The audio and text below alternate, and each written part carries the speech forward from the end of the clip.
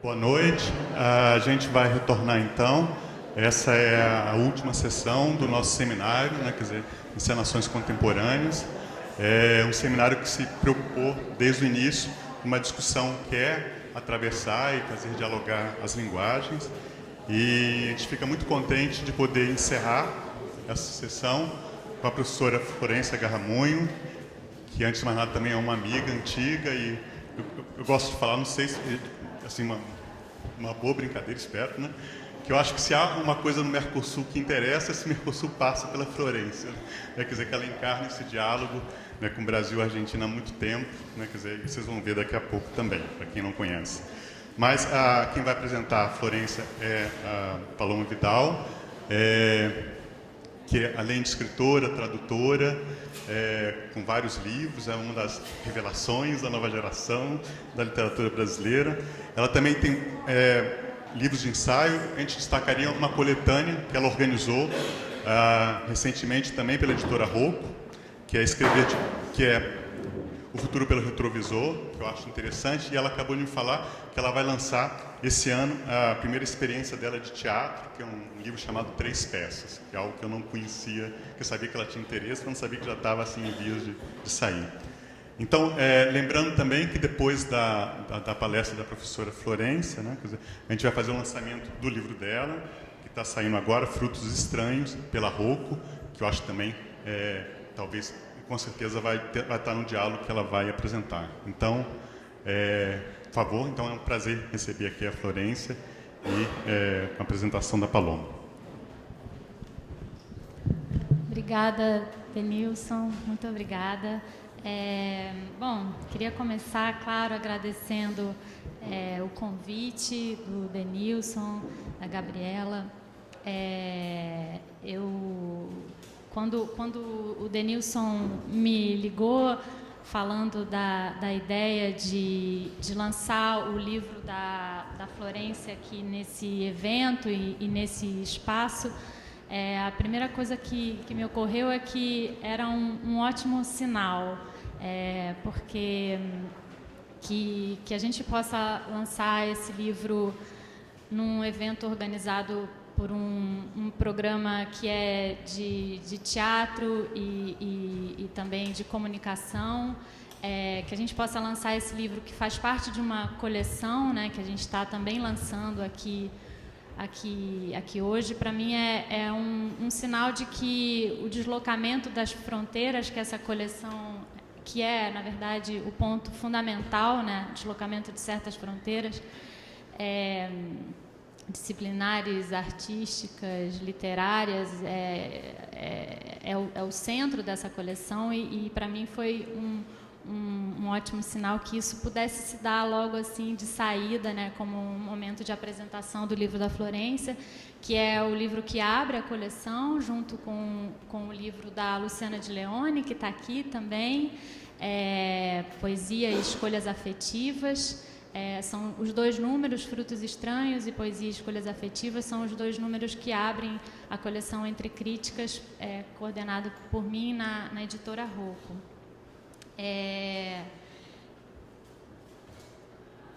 Eu queria falar um pouco para vocês, bom, dessa coleção, né, do espaço comum de reflexão que ela quer produzir, que, na verdade, ela pretende, além tanto da maneira como a teoria da literatura tradicionalmente se apropriou de outras disciplinas, né, para definir o seu objeto, como a linguística ou a filosofia, quer dizer, tanto é uma ideia de ir além disso, como também da interdisciplinariedade, né, pensada ainda como um diálogo entre disciplinas, né, que mantém, de alguma maneira, as suas fronteiras. Então, eu acho que basta ler algumas páginas do livro da Florência, espero que vocês tenham essa experiência, vocês vão ter um gostinho hoje, para ver que é de uma outra coisa que se trata, né, no livro dela. O que a gente tem ali é um trabalho de justaposição, na verdade, acho que a gente poderia chamar assim, talvez, né? A Florência, ela vai empilhando, colecionando, abrindo espalhando materiais numa espécie de mesa de trabalho, né? E a gente vai, então, entrando num processo que é um processo teórico e crítico muito experimental. Nesse sentido, me parece realmente que é um livro que mostra uma crítica em processo, né? E me parece muito interessante a maneira como a Florência pensa esse trabalho crítico, como ela mesma diz, como laboratório de ideias e de inspirações, né? Então, um pouco vocês vão ter um pouco a ideia do que é isso no texto que ela vai apresentar. E nesse laboratório, me parece que tem uma ideia central que eu particularmente acho muito inspiradora, que é a maneira como a Florência expande a noção de pertencimento, né? Ela relaciona, né, no livro dela, inespecificidade e impropriedade, né? O livro tem como subtítulo sobre a inespecificidade na estética contemporânea, e ela relaciona a inespecificidade com a impropriedade, fazendo uma ponte através, me parece, de um conceito expandido de pertencimento, né? E no sentido de que é um pertencimento, um não pertencimento, na verdade, das formas, mas esse não pertencimento ele é mais amplo, né? Um questionamento mais amplo do próprio, né? E isso me interessa muito particularmente e acho que é também o cerne da coleção, né? Então, a Florência vai dizer aqui no texto dela, para além de um questionamento do meio específico, essas práticas, né, as práticas que ela vai tratar, questionam a especificidade do sujeito, do lugar, da nação e até da língua. Então, é isso que eu estou chamando de expansão. E aí eu acho que há um movimento muito radical no trabalho da Florência, que eu vejo como um desdobramento interessante do trânsito que ela vem fazendo entre Brasil e Argentina, né? Então, eu acho que isso é mais um desdobramento desse trânsito. Para quem está conhecendo a Florência agora, ela é professora e diretora do Programa em Cultura Brasileira da Universidade de San Andrés, em Buenos Aires, e ela é também pesquisadora independente do CONICET. Ela fez o doutorado em Princeton e o pós-doutorado nessa instituição, no PAC, com orientação da Heloísa Buarque de Holanda. Ela é também tradutora e responsável por um dos projetos editoriais, a meu ver, mais interessantes e mais bem-sucedidos em termos do trânsito entre Brasil e Argentina, que é a coleção Vereda Brasil, da editora Corregidor, em que foram traduzidos muitos autores, entre eles Guimarães Rosa, Clarice Lispector, Silviano Santiago, Bernardo Carvalho, enfim, nomes contemporâneos e clássicos da literatura brasileira. Entre os livros publicados no Brasil, além do nosso Frutos Estranhos, a Florência tem dois livros, acho que são esses dois, né? Modernidades Primitivas, Tango, Samba e Nação, que foi publicado pela UFMG, e A Experiência Opaca, Literatura e Desencanto, que foi publicado pela EduERJ. Bom, acho que era mais ou menos isso que eu tinha para dizer, né? Agora a gente vai ter esse gostinho aí do texto da Florência, que é um texto relacionado ao livro Frutos Estranhos, e esse livro ele vai ser lançado também em espanhol, uma versão dele vai ser lançada em espanhol, provavelmente ainda esse ano, pela editora da Florência, que é a Fundo de Cultura Econômica. Bom, depois então a gente vai poder conversar um pouco sobre essas ideias. Muito obrigada, Paloma. Obrigada, Genilson e Gabriela. É para mim um prazer estar aqui, por várias razões. Achei o tema do colóquio muito, muito instigante. Teria gostado de ter estado aqui. Semana passada, desafortunadamente, eu tinha um outro evento e não consegui chegar, mas estava olhando assim, gostaria de saber mais um pouco desse dessas falas que vocês tiveram aqui. E também porque é verdade, né? Eu fiz postdoc aqui e lembro daquela época, eu sinto um pouco assim, não, eu sempre sinto que não pertenço, mas não é um pertencimento, mas é uma filiação também com a UFRJ. Então, para mim, é muito bom estar aqui nesse campus, né? Também. E bom, queria agradecer também a Paloma, obviamente, porque ela foi quem me pediu o livro. Eu estava acabando de escrever um livro mais extenso e ela foi pensando nessa coleção, pediu se eu tinha alguma coisa para escrever para essa coleção. Aí eu pensei, bom, eu tenho esse livro, mas que é mais extenso, mas a gente pode tirar algumas coisas, se ver. E realmente quem editou o livro foi a Paloma, porque eu mandei para ela algumas, né, capítulos e eram bem mais, era mais ou menos como estão esses capítulos, mas eram mais capítulos. E foi ela que falou, vamos ficar com esses 4. E eu quero agradecer por esse trabalho de edição que eu acho tão legal, né, tão necessário. É tão bom ter um bom editor, né, para nós que pesquisamos e vamos pelos meandros da pesquisa e não paramos nunca, né? Indo sempre para além. Foi muito bom, mas sobretudo porque, na verdade, esse é o meu primeiro livro que sai primeiro português no Brasil antes do que em espanhol.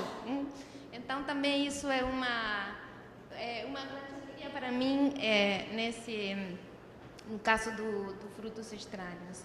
E também porque, bom, na verdade, esse é um livro que foi feito muito, como todos os meus livros, aliás, mas é bom também que eu tenho um livro que primeiro sai aqui, porque, como todos os meus livros, como já o Denilson falou, são escritos entre a Argentina e o Brasil. E esse também foi escrito muito aqui, com a inspiração de muitos dos meus amigos, muitos dos quais estão aqui. E, por exemplo, o título Frutos Estranhos está inspirado, né, como vocês talvez já imaginem, numa instalação de Nuno Ramos, que se chama Fruto Estranho, que eu vi por casualidade. Eu estava num outro evento lá na Casa Rui. E depois desse evento eu fui com os amigos, com a Célia, com a Diana, com a Lu, fomos para ver essa instalação lá e, bom, daí um pouco saiu o título. Então, realmente para mim trabalho sempre um diálogo com muitos brasileiros, o Ítalo, o Evandro, o Denilson, a Paloma, a Mazé. Não falo dos outros que não estão aqui, não acabaria nunca, né? Então, vou começar um pouco. O Denilson me pediu que eu falasse um pouco do livro, né? Então, para mim é tão difícil falar de um livro quando ele já acabou. Um pouco, você fica nessa situação de desconforto, né? Como o livro já está, você falar. Então, eu tentei fazer uma coisa meio também em transição, vamos dizer. Eu trouxe um pouco os conceitos, que eu acho os conceitos, na verdade, mais importantes que eu tento desenvolver nesse livro, que seriam os conceitos de arte inespecífica e mundos em comum, e tentar explicar muito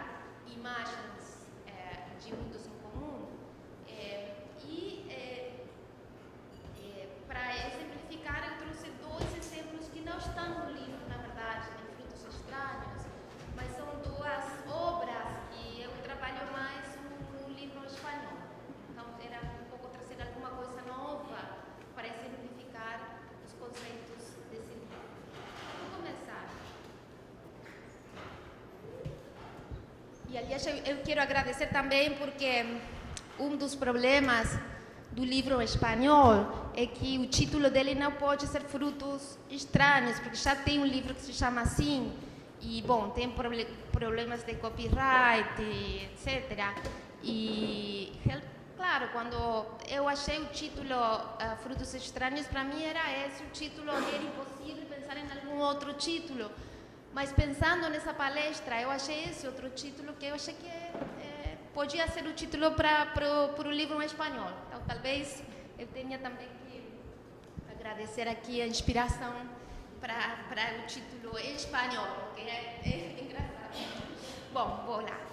Começo por descrever algumas obras latino-americanas contemporâneas. Poderia também me referir a outras obras de outras tradições, mas nesse caso estaria me referindo a outras inscrições da arte inespecífica que teriam abrevado em outras tradições, se inscreveriam em outros contextos e teriam, portanto, outros significados, efeitos e sentidos. Eu, hoje, vou me referir só a algumas obras contemporâneas latino-americanas. Algumas, quer dizer, nunca todas. Não falo de uma horizonte, mas de uma imagem. A horizonte, melhor dizendo, uma das horizontes possíveis é, num certo sentido, a arte inespecífica. Mas a imagem que quero aqui desenvolver é a que lampeja na relação da arte inespecífica com a invenção de mundos em comum. Para ser mais exata, no modo em que alguns exemplos da arte inespecífica contemporânea propiciam imagens de mundos em comum.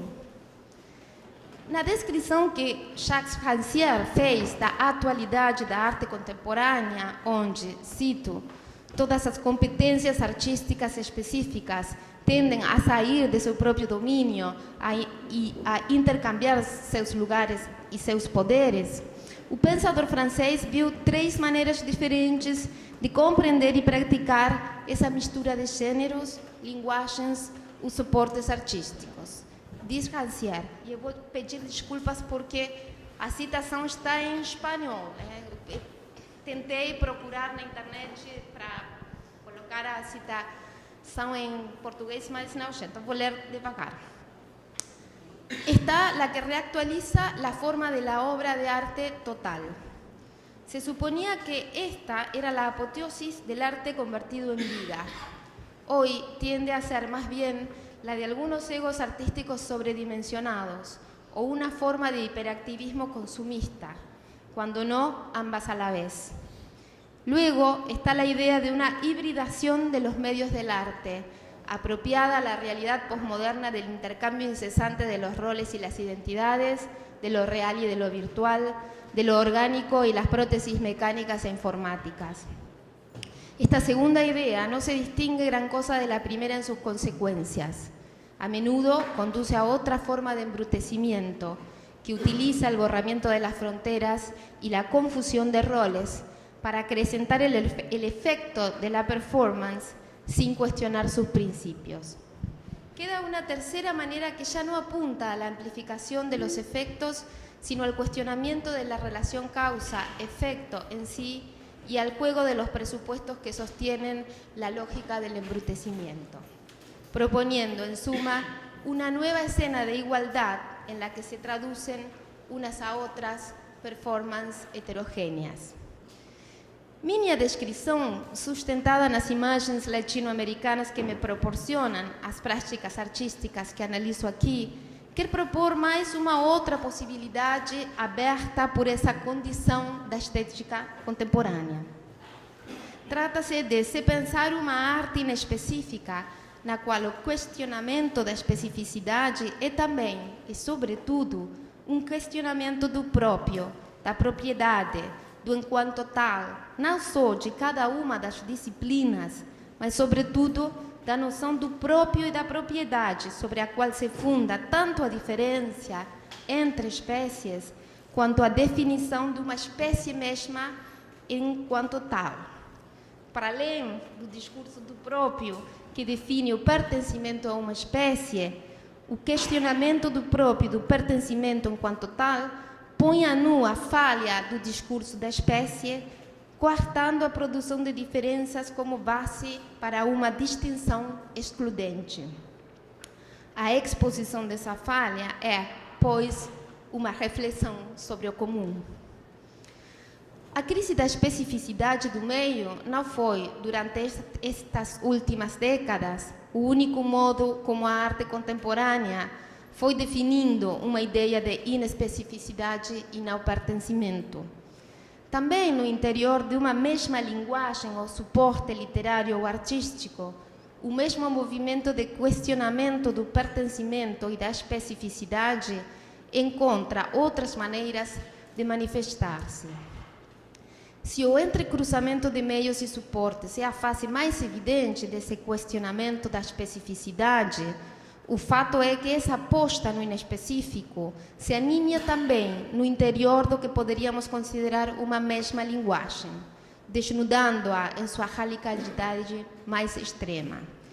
Porque é na implosão da especificidade no interior de um mesmo material ou suporte que aparece o problema mais instigante dessa aposta no inespecífico, explicando, aliás, a proliferação efetivamente cada vez mais insistente desses entrecruzamentos de suportes e materiais como uma condição de possibilidade, dir-se-ia de horizonte, da produção de práticas artísticas contemporâneas.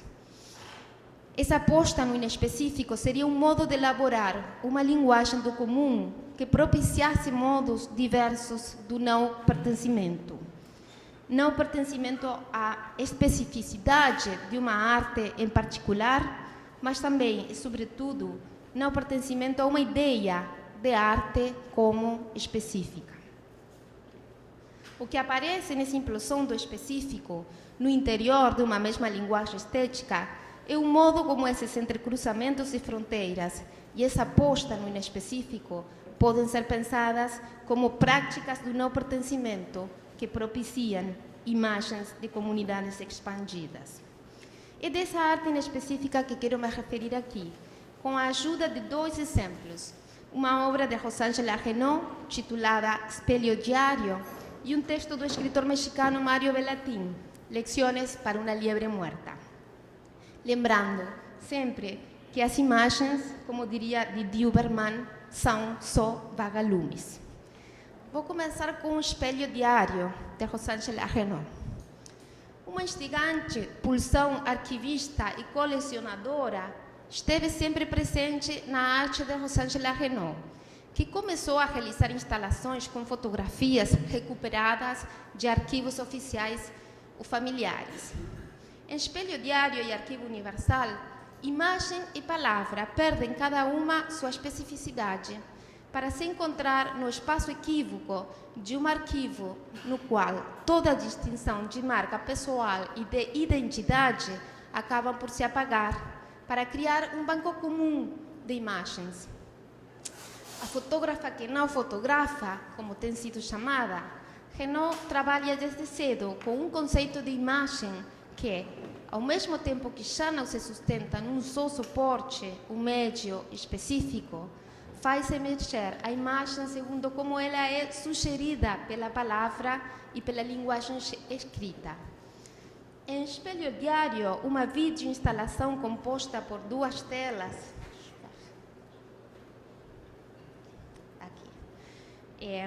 composta por duas telas encontradas em ângulo ou de forma paralela, dependendo do momento, exibem a artista filmada na performance que ela mesma fez das histórias de várias Rosângelas. Inspiradas em notícias dos jornais, essas histórias foram convertidas em relatos escritos pela escritora e amiga da Renaud, Alicia Duarte Pena. Trata-se de 133 monólogos escritos a partir de notícias coletadas entre 1992 e 2000. Os 133 monólogos erigem um diário íntimo de 8 anos de vida de uma personagem chamada, em plural, Rosângelas, que se constrói com fragmentos de vida dessas Rosângelas sumamente diferentes, cada uma. Por exemplo, a presidente do Afoxé Filhas e Jun, a ex-funcionária do clube, a testemunha sequestrada. Aqui tem algumas dessas Rosângelas. A imagem da própria autora encarnando as diferentes Rosângelas, duplicadas como num espelho nas duas telas, provoca no espectador um olhar que também deve se desdobrar e se esforçar para captar simultaneamente a diferença e a semelhança entre as histórias que se desenvolvem na sua frente. Eu só vou passar uns minutinhos.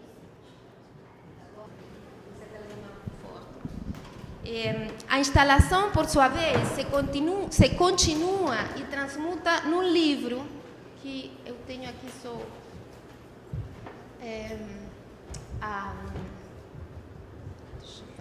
a capa do livro, só para vocês verem, que pela sua vez o livro só de alguma forma documenta a filmagem do vídeo, mas é uma outra obra, um desdobramento da própria videoinstalação no livro, num outro suporte, que aliás tem o mesmo título que a videoinstalação. Nesse livro, algumas das fotografias do making of do vídeo, tem também o diálogo entre a artista e a escritora durante o processo da elaboração do roteiro, que explicita a relação entre imagem e fotografia de mútua duplicação e inespecificidade, que pela sua vez se sustenta na invenção desse substrato comum no qual as Rosângelas de texto e imagem vão construindo uma perfuração do próprio e do individual. Cito um fragmento do texto. Rosângelas nasceu por muitos e muitos dias. Para vocês acompanharem. Não que sua mãe fossem várias. Mãe é uma só, dizia aquelas já crescidas, já um tanto melancólicas quanto a sua condição. Sequer seu pai eram muitos, ao contrário, era um único na vida de sua única mãe. Somente elas eram umas, Rosângelas, este conjunto unitário, esta dízima periódica, este singular plural. Quem escreve é a Alicia Duarte Pena, não o Jean-Luc Nancy.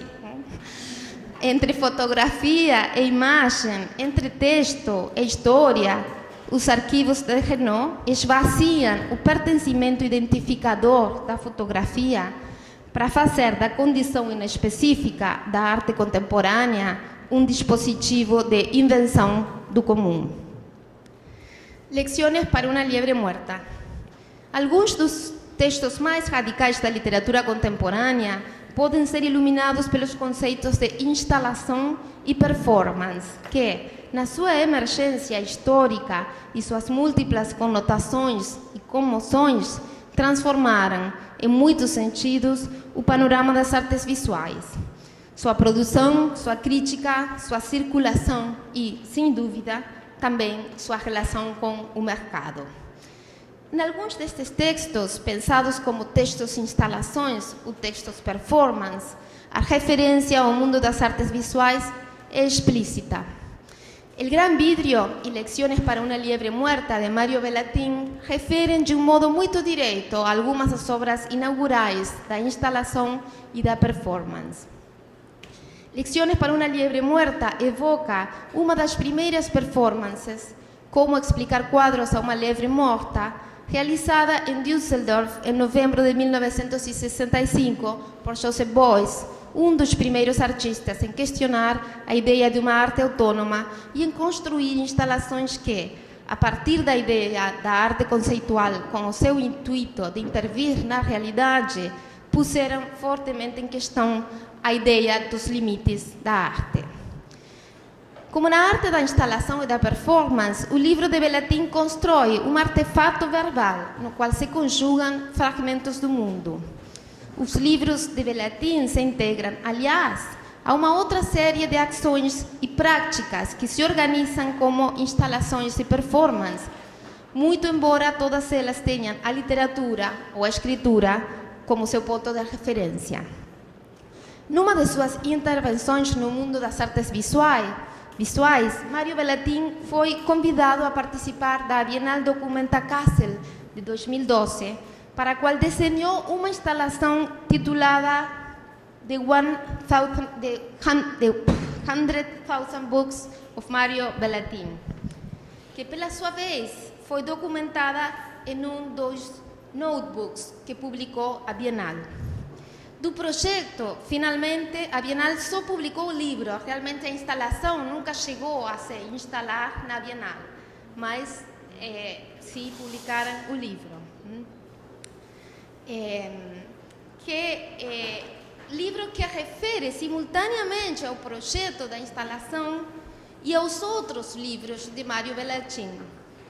Mas como o livro não se diferencia na sua reunião de fragmentos dispersos dos outros livros de Bellatin, The 100,000 Books of Mário Bellatin refere simultaneamente ao projeto da instalação, que finalmente não foi produzida, aos livros anteriores de Bellatin e também aos livros futuros de Bellatin. Se essas instalações se inserem nos espaços tradicionais das artes visuais, galeria, bienal, o fato é que elas também involucram uma expansão da literatura e uma transgressão de seus limites, incorporando outras linguagens que não se colocam, no entanto, como separadas ou diversas da literatura e do literário. Numa viagem de ida e de volta, a literatura se expande para a performance e a performance devém literatura.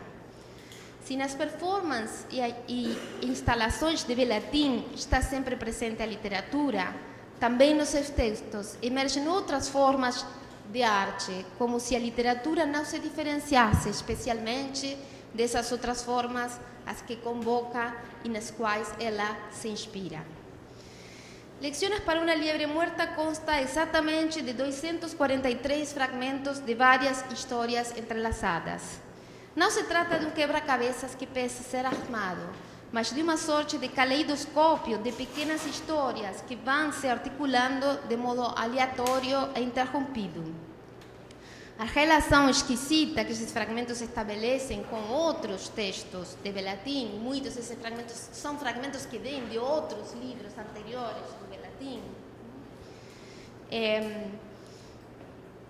com outros artistas, com a vida pessoal de Bellatin e com alguns acontecimentos reais, fazem com que o texto construa histórias independentes e autônomas que, pela sua vez, desenham linhas de fuga que se conectam com outras zonas.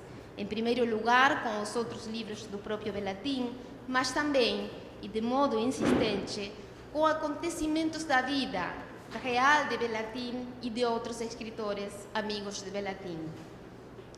A referência em primeira pessoa a diferentes episódios da vida de Mário Bellatin se conjuga no livro com a referência também em terceira pessoa, agora, a episódios do, entre aspas, escritor Mário Bellatin, que instaura uma sorte de circuito entre a realidade e obra realidade, que, sem negar a autonomia de cada um desses mundos, parece sempre esboçar pontos de contato e porosidades entre os diversos campos. Como se o livro fosse efetivamente uma instalação, isto é, uma disposição de fragmentos diversos da realidade e do mundo da arte que convivem num espaço real no qual se incorpora pela sua vez o espectador ou o leitor, as plataformas de Bellatin persistem numa perfuração constante da diferença entre literatura e outras artes, por um lado, e literatura e realidade, por outro. Mas Lecciones para una liebre muerta também deve ser considerado um texto performance, no sentido que Paloma Vidal dá esse conceito. Isto é, narrativas, aquelas narrativas nas quais o escritor se arrisca como performer ao construir a obra com o próprio corpo, expondo-se numa indefinição das fronteiras entre arte e vida. Herdeira das vanguardas, um dos traços da performance é questionar os limites da arte e, nesse gesto, aproximá-la da vida.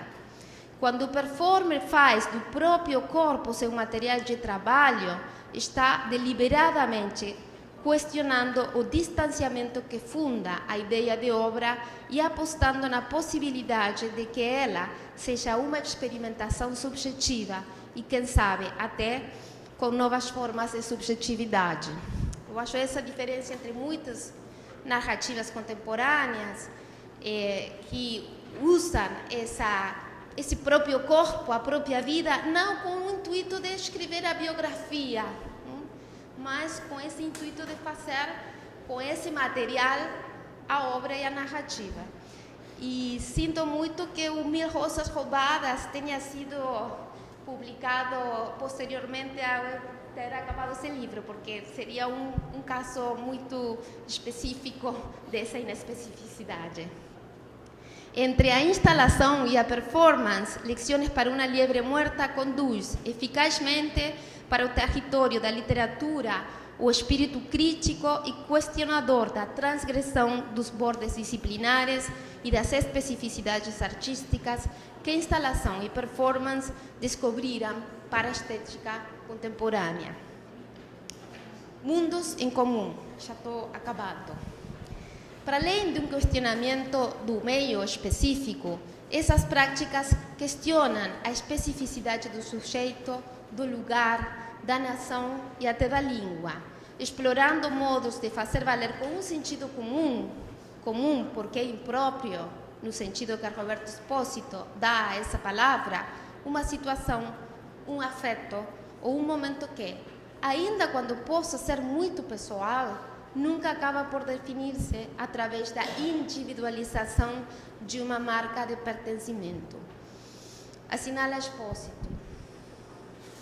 Não é o próprio, mas o impróprio, ou, mais drasticamente, o outro, o que caracteriza o comum. Um esvaziamento parcial ou integral da propriedade em seu contrário. Uma desapropriação que investe e descentra o sujeito proprietário e o impele a sair de si mesmo, a se alterar.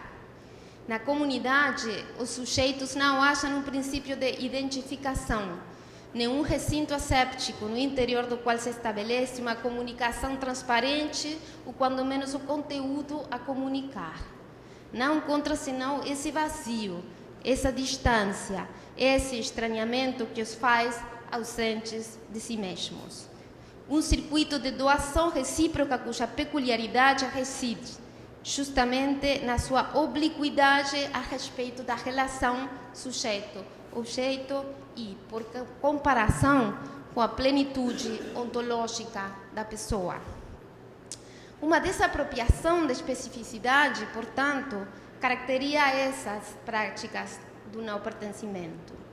Se propuser que se caracterizasse o efeito dessa aposta no inespecífico como a elaboração de práticas de não pertencimento, mais do que como novos modos do pertencimento, é porque me parece que nesse movimento de invenção do comum, como inespecífico e impessoal, ainda que único, elas nos estão propondo outros modos de organizar nossos relatos e, por que não, também nossas comunidades. Nesses cruzamentos de fronteiras, a arte inespecífica oferece figuras e formas do não pertencimento que propiciam imagens de comunidades expandidas, que já não se sustentam numa essência ou identidade ontológica compartilhada. Que essa comunidade se conjugue numa radical deconstrução do próprio e da propriedade, em que se funda o pertencimento, o mesmo que, baseado nessas propriedades, funda o discurso da espécie, não é gratuito. Em sua crítica à noção de comunidade de Jean-Luc Nancy e sua dificuldade para articular uma comunidade política, Roberto Espósito assinalou o curto-circuito conceitual que a noção de comunidade contém entre o comum e seu contrário, o próprio. E assinala Espósito. É como se o absoluto privilégio assignado à figura da relação, da comunicação, acabasse por cancelar o conteúdo mais relevante, o objeto mesmo do intercâmbio recíproco e, portanto, com ele, também o seu significado potencialmente político. Só a deconstrução do próprio e do pertencimento poderia fundar, acrescenta Expósito, um processo de construção da comunidade como progressiva abertura ao outro de si. Só o impróprio, ou mais drasticamente o outro, caracteriza o comum. Para além de uma essência produzida coletivamente, para além da identificação homogênea que funda o pertencimento, a grande aposta da arte inespecífica se propõe como uma invenção do comum, sustentada no radical deslocamento da propriedade e do pertencimento. A progressiva indiferenciação de meios e a desespecificação da arte contemporânea não significa a supressão da arte num mundo de energia coletiva que carrega o telos da tecnologia. Pelo contrário, implica uma neutralização que autoriza transferências entre fins, meios e materiais das diferentes artes, a criação de um meio específico da experiência que não é determinado nem pelos fins da arte, nem pelos da tecnologia, mas que está organizado segundo novas intersecções entre a arte e o que não é arte. Deveríamos contar essa renovação dos poderes da arte para intervir naquilo que não é arte como um dos resultados mais evidentes e promissores, talvez, dessa arte inespecífica. Práticas do não pertencimento, como as obras aqui descritas, fazem de uma área importante da arte contemporânea um laboratório de ideias e inspirações para pensarmos e imaginarmos, como dizia o último Barthes, como viver juntos.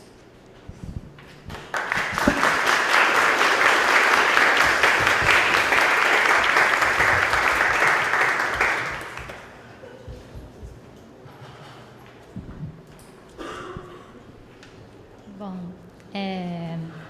eu acho que a gente pode abrir para o debate, mas antes, talvez eu queria só fazer um comentário que, quando você começou, né, o texto, eu aqui na América Latina, né, enfim, eu achei que é uma citação, me remeteu a Josefina Ludmer, né, que tem um livro que se chama Aqui, América Latina, um livro que está publicado em português,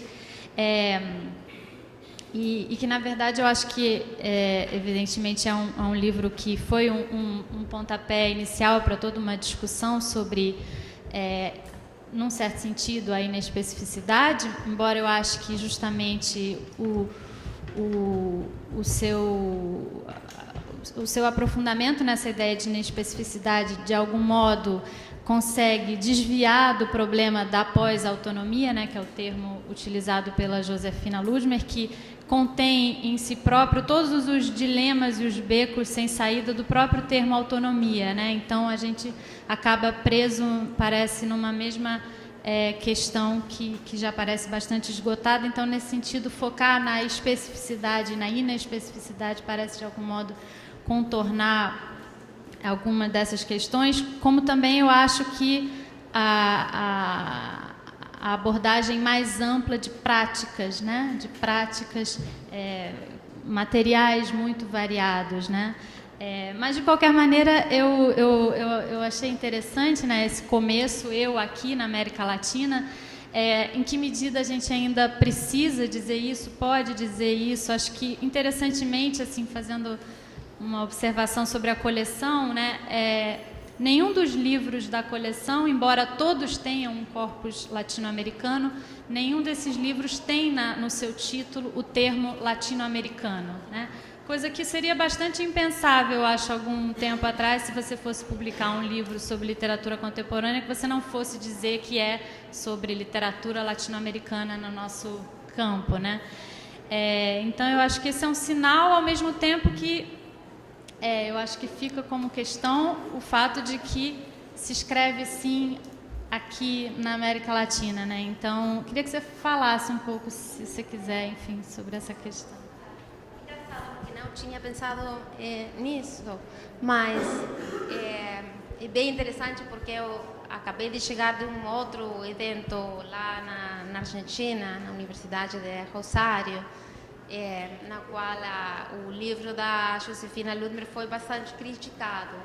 E uma das críticas, assim, esse livro foi muito polêmico, né? Continua sendo muito polêmico, mas que de alguma forma, falei também isso em Rosário, frente à polêmica, e que as pessoas que criticam a posição da Josefina concentram sempre na ideia de que ela pareceria falar de que agora só é após a autonomia, né? Como se fosse uma questão de a única possibilidade hoje de fazer arte é fazer arte depois autônomo. E ela nunca disse isso, nem no livro, nem no pequenino ensaio, que foi o que, na verdade, todo mundo lê esse ensaio que está na internet e não o livro, mas mesmo no livro, ela não fala que todo mundo tem que fazer depois autonomia, está fazendo sim, talvez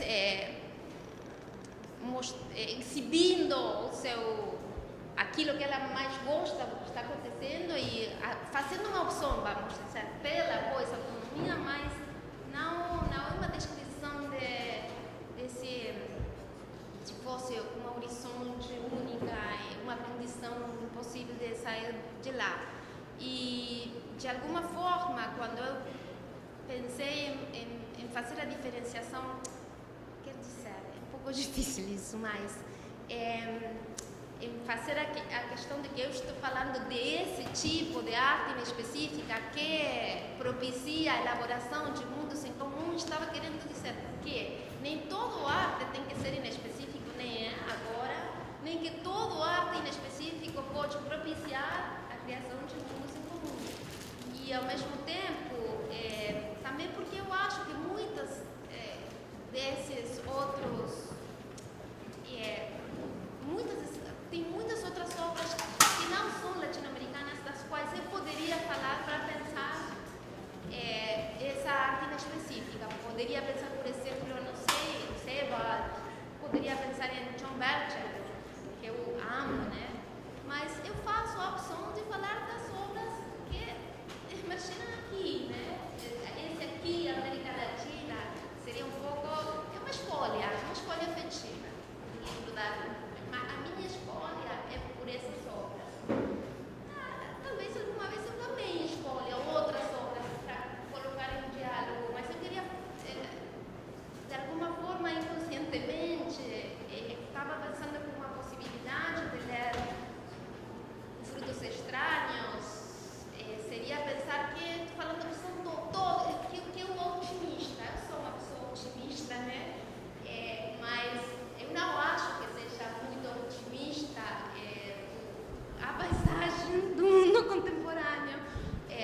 Mas se a gente faz uma opção por algumas coisas, por pensar só algumas dessas obras e pensar o que elas têm, o que elas abrem, bom, a gente pode achar lá alguns vagalumes.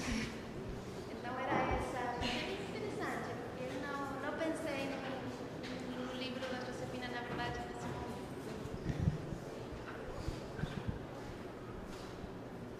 Será que a gente pode abrir para as questões? Não sei se alguém quer comentar, perguntar.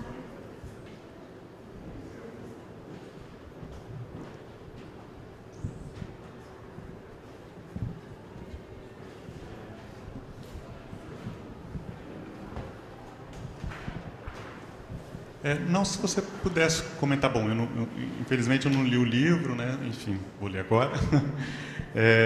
Queria que você pensasse, assim, não sei, quando você... eu fiquei pensando nessa articulação entre arte em específica e mundos em comuns, se não seria a passagem de um gesto formal para um gesto ético, né?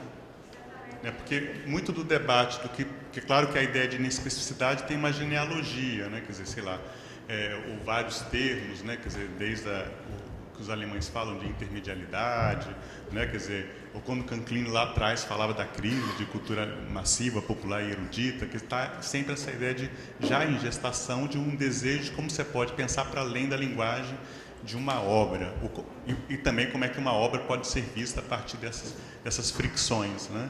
Então, mas eu pensei que talvez o que dá o diferencial do seu trabalho, né, quer dizer, parece ser essa mudança, que não se trata apenas de uma questão de um debate de linguagem, mas uma questão ética, né? Porque essa ideia de como viver junto, como é que o inespecífico pode solicitar uma outra possibilidade de encontro, é que eu acho interessante. Não sei se você concordaria. Não, é isso mesmo. Já não precisa ler o meu livro. Mas é que a gente lê muito coisas semelhantes, né? Temos, assim, sim, completamente. Eu acho que isso, eu não sei se eu poderia, seria muito longo reconstruir aqui como eu cheguei a achar que o conceito que eu devia discutir era precisamente especificidade, mas uma das razões é que era justamente o conceito que eu achava que me permitia imediatamente referir ao mundo das artes, né, um conceito com uma longa trajetória de se pensar as artes e a transformação das artes, e também um conceito que me permitia sair dessa genealogia para a espécie, né, a ideia da espécie propriamente dita. E, então, achar que eu poderia ter falado da intermedialidade ou outra coisa, mas achar esse termo, esse conceito, como aquele que me permitia sair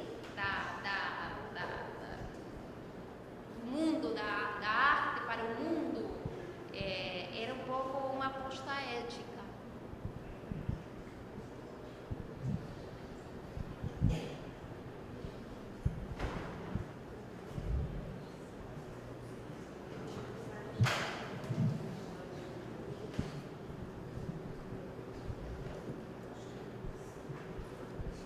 Oi, bom, então, só continuando a questão da latino-americanidade que a Paloma colocou, porque imediatamente eu pensei que se você trabalha com objetos localizados aqui, toda a teoria a partir da qual você olha esses objetos, ela é de outro lugar, né? Ela é muito marcadamente americana ou francesa. E eu estava me lembrando do discurso anterior a esse sobre o latino-americano, o discurso silviano mesmo, né, em que ele pensa a questão do latino-americano a partir da experiência dele na França, com Derrida, né, que foi um pensamento fundamental para ele. Então, quando você fala do afetivo e do ético, nessa sua experiência do latino-americano, eu queria me perguntar e te perguntar, até do ponto de vista da questão do comum também, em que medida essa latino-americanidade inclui, né, uma experiência ética, afetiva, intelectual, por exemplo, com o pensamento americano contemporâneo sobre arte, né? Sim, não, eu acho que não toda a teoria. Na verdade, a primeira resposta que eu daria é que um pouco, não sei, vou ser um pouco assim meio, para mim eu não vejo, ou seja, eu vejo diferença, obviamente, entre teoria e práticas, mas eu acho que eu uso tanto as práticas como a teoria da mesma forma. Para mim não é que uma teoria vai ser um marco que eu vou usar. Muitas vezes, na verdade, eu acho que o que eu faço é ler as práticas como teoria, ou tentar tirar das práticas essa teoria. Então, a primeira coisa que eu diria é que, para mim, a diferença entre teoria e prática é um pouco menos rígida, talvez, do que aparece um pouco na sua fala. E quanto a, sim, a convivência, eu acho que, por exemplo, você tem toda a razão, Celia. Para mim, muitas das discussões teóricas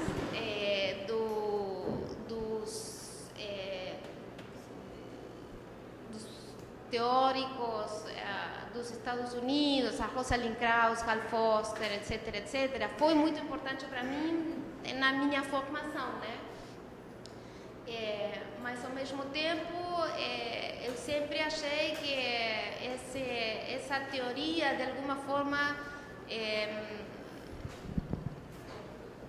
não dava conta completamente daquele excesso que estava que eu via nas práticas que eu queria analisar.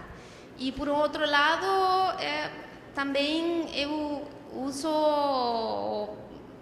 leio e utilizo, não sei se, já não sei o que ficou nesse livro, o que ficou no outro, muito bem, mas também tem muitos, eu acho, por exemplo, tem muitos outros teóricos latino-americanos nesses livros. Alguns deles são também artistas, e a sua teoria está nas práticas, e outros são teóricos, teórico-críticos, críticos teóricos, né? No caso da Josefina, pode ser, ou outras.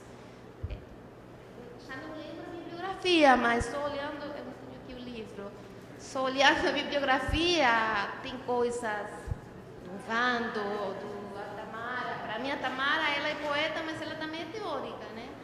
E, sei lá, acho que de alguma forma, sim, estou tentando pensar mais um pouco na sua pergunta, mas talvez o que eu faço é um pouco misturar. Eu lembro muito de uma anedota. Quando eu cheguei em Princeton, né, eu fiz a minha formação na UBA, na Argentina, e quando eu cheguei, a primeira coisa, e eu fui fazer o meu doutorado em um departamento de Romance, Languages and Literatures. Ou seja, que eu, como latino-americana, como argentina, que ia fazer literatura latino-americana, entrava nesse campo que era latino-americana, e tinha outras pessoas, franceses, pessoas que estavam fazendo literatura francesa e outras que estavam fazendo portuguesa e outras faziam italiana. E o primeiro dia que eu cheguei na biblioteca, eu saí da biblioteca com um monte assim de livros. Imagina, Argentina, 1990, não tinha livros, né? Todo eu lia em xerox, e muitos livros não chegavam, não tínhamos internet, não tinha todas essas facilidades que agora tem. Então, no primeiro dia eu fui para a biblioteca, levei assim um monte de livros, os livros que eu não conseguia na Argentina, Deleuze, Foucault, Barthes, né? Aqueles livros que na Argentina não chegavam. Literatura latino-americana eu tinha, pelo menos na Argentina. E eu saí com essa pila de livros, e um dos colegas franceses olhou para mim e disse: você não está fazendo literatura latino-americana, por que você tem que ler Deleuze? E eu fiquei tão abalada que talvez eu esteja tentando corrigir esse trauma agora, com esse modo de trabalhar. Mas talvez seja um pouco isso, né? Como desarrumar, desorganizar as prateleiras do saber, sei lá.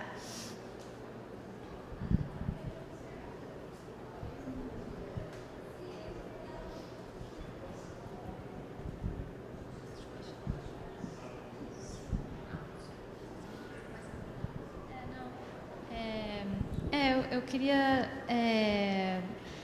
talvez você pudesse comentar um pouco mais, né, essa ideia de como, por exemplo, como é que você chega, né, nesses objetos, esses trânsitos, né, que eu acho que é muito interessante. Tem um mapa aí, né, que vai se fazendo, que inclui os Estados Unidos, inclui o Brasil, e aí eu acho que é algo que me parece que continua nesse livro. Quer dizer, você sempre teve uma prática que foi muito além do comparativismo, né? E nesse livro eu acho que tem um gesto radical nesse sentido, e eu queria que você falasse um pouco mais dessa experiência mesmo da viagem enquanto crítica, né? Porque eu acho que você se desloca muito, a gente mesmo já se encontrou em vários lugares diferentes, né? E como se tem uma construção crítica que vai sendo feita nesses deslocamentos, né? No caso que você contou, né? De vir aqui e ir numa exposição, se você pudesse falar um pouco mais dessa construção do livro nesse sentido. Bom, não sei se eu posso falar muito, mas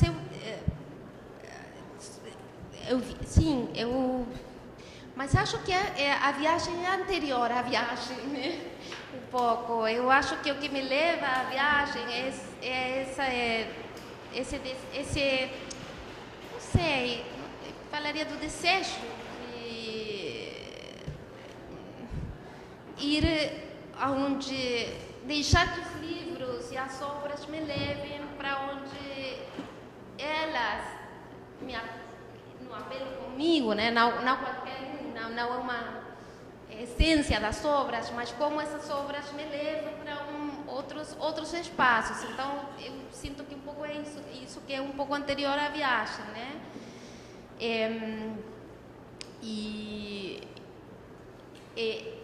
Acho que já aí está essa saída da especificidade, porque eu não leio os livros ou as obras, entanto essas obras aí fechadas nos limites, sei lá, leio a Tamara Cabeçan, por exemplo, ou El Eco de mi Madre, que ela utiliza, na verdade, fragmentos de outras obras, e eu vou para essas outras obras, e depois essas outras obras vão para outras tradições, e basicamente o problema teórico que se desenha nesse deslocamento é o que eu vou perseguindo com a ajuda dos textos das obras.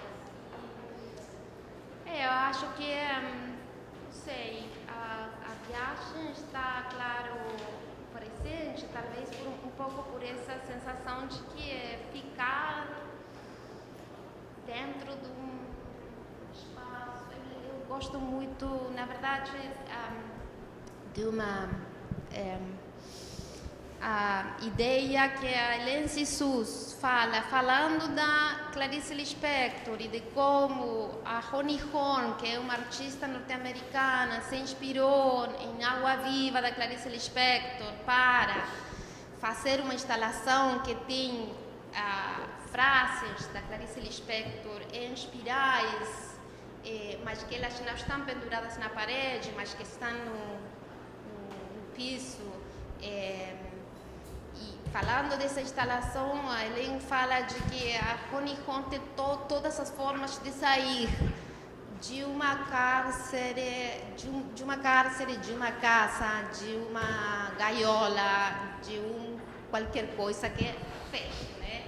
E acho, na verdade, que nesse apelo ético que o Jameson estava fazendo, realmente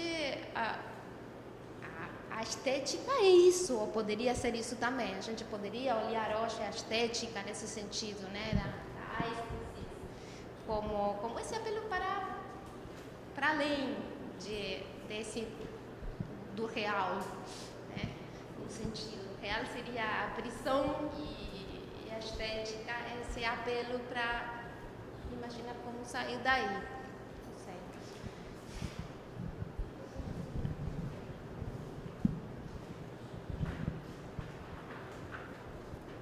Florence, acho muito interessante sua fala, vai muito ao encontro do que a gente vem debatendo esses 3 dias aqui, né? Essa ideia de uma arte específica, de uma desapropriação de uma especificidade, né? Dessas práticas aí de não pertencimento. A gente viu várias falas de pesquisadores e artistas falando de seus trabalhos que exatamente rompem com essa fronteira da especificidade, né? Eu queria que, se você pudesse aprofundar um pouco mais, como você vê, então, essas imagens dessas comunidades, dessas formações de comunidades expandidas, um pouco como você finaliza a sua fala. Eu acho a inspiração, assim, não é uma ideia, mas acho que a inspiração que essas práticas trazem, eu acho que o vídeo da Rosângela é muito claro nisso, né? O comum são muitas Rosângelas, mas nunca é a mesma. E você pode achar essa ligação em alguma coisa que não é a especificidade, que não é o comum, mas no sentido que o próprio Espósito propõe, né? A desapropriação do comum pode ser uma imaginação para construir comunidades que não se fecham, que sejam mais abertas. Mas não é uma ideia claramente transponível, né, no sentido direito para vamos organizar comunidades. Não, é só pensar essa ideia de não pensar o comum como aquilo que é compartilhado, mas como aquilo que é o impróprio. E essa ideia eu acho que é muito necessária hoje, tanto para o mundo contemporâneo. O mundo moderno foi, de alguma forma, fundando-se em uma ideia de comunidade contrária. E, já falaram muitos do pensamento do Jean-Luc Nancy, Joshua Gardner, colocaram um pouco em questão quando essa ideia de comunidade, depois de um certo momento, já é claramente produtora de mais violência, de mais violências impossíveis de serem testemunhadas até. E eu acho que pensar por esse lado, né, de ser uma comunidade em um outro sentido, pode ser muito inspirador. E eu acho que não é uma questão que eu estou pensando muito agora, não estou achando muita ajuda para pensar nisso, assim, bibliografia, não sei, mas eu estou pensando, há um tempo que eu venho pensando, né, por que os filósofos contemporâneos mais interessantes, pelo menos desde o meu ponto de vista, para falar do mundo contemporâneo, falam da arte contemporânea, né? Jean-Luc Nancy, Alain Badiou, Joshua Gardner. Por quê? O que há na arte contemporânea que hoje apela tanto aos filósofos contemporâneos? Acho que um pouco talvez seja isso, que é na arte. Você não pode olhar o mundo para pensar o mundo que vem, né? Porque pareceria que não dá para achar soluções no mundo. E a arte parece abrir outras possibilidades. Então, penso um pouco nesse sentido, né? Essa ideia do comum. Jens. Justamente aí queria... Posso falar mais? Colocar uma coisa, porque eu acho que é aí onde você chega a questão realmente chave, realmente difícil também, né? Que para mim é assim, que no momento em que você coloca que a arte perdeu a especificidade, né? Que já não tem sentido falar de gêneros, de línguas artísticas discretas, né?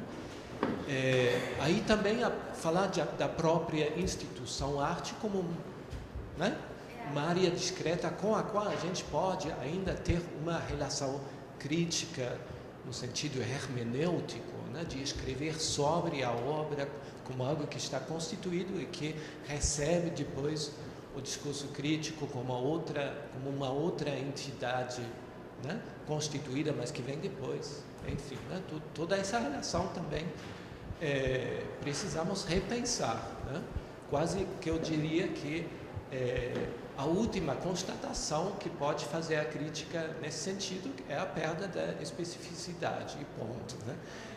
Então, não tem mais crítica, pelo menos no sentido tradicional, não é? Agora, e aí vem a dificuldade, porque acho que concordo com a sua observação, que ao mesmo tempo tem como uma sorte de corrida desesperada para a arte e para a estética dos filósofos políticos, etc. Mas se a arte já não existe nesse sentido, né? De uma instância onde a verdade fala a verdade sobre ela mesma, etc. Né? Não seria a pergunta se, né, a filosofia política está procurando, pelo menos num lugar onde já não tem nada a procurar. Ou qual seria a sua resposta? Não, eu não acho que esses filósofos estejam correndo por trás da verdade da arte. Eu acho que eles estão correndo por trás. Para mim é muito claro, talvez no último livro que eu li, que não é o último, na verdade, do Didi Uberman, Sobrevivência dos Vagalumes. Ele não está olhando para o Pasolini ou para uma verdade, só para ver esse lampejo, né? Então, eu acho que é verdade o que você fala, né? Não, a arte já não tem essas verdades, mas é precisamente por isso que ela importa para alguns desses filósofos. Nem para todos, é verdade. A Gama talvez seja um pouco mais, né? Mas para alguns não é porque lá esteja uma verdade que eles vão descobrir, é que ela é uma inspiração, um apelo, né? Um apelo a pensar para além da arte e do mundo. Não sei se você concorda, pelo menos em alguns, mas é verdade, tem outros que têm aí. Eu vejo um pouco essa diferença nos mais interessantes. Obrigada, muito obrigada. Bom, não, só, claro, queria agradecer a professora Florência Garramunha, a professora Paloma Vidal, e com isso a gente termina o nosso seminário. A gente queria lembrar, agradecer a presença de todas e todos, né, que a gente vai lançar o livro da professora Florência, né, quer dizer, Frutos Estranhos, né, e que é o início da coleção, como a Paloma já falou, e vai ter um coquetelzinho para a gente socializar e continuar conversando, e a Florência talvez possa assinar também um livrinho para a gente, né? Então tá. Então estão todos convidados. Muito obrigado.